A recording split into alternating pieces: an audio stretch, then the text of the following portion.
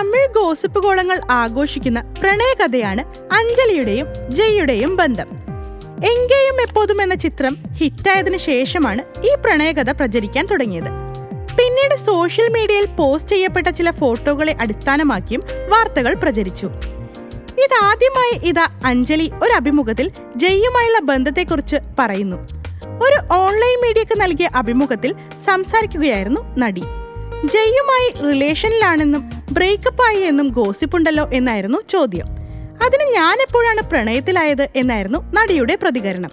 ഒരഭിമുഖത്തിലും ജയ്യുമായി എന്തെങ്കിലും ബന്ധമുള്ളതായി ഞാൻ പറഞ്ഞിട്ടില്ല. അത് ഓരോരുത്തർ സങ്കല്പത്തിൽ ഉണ്ടാക്കുന്നതാണ്. നിങ്ങൾക്ക് വേണമെങ്കിൽ എന്റെ അഭിമുഖങ്ങൾ പരിശോധിക്കാം എന്നും നടി പറഞ്ഞു.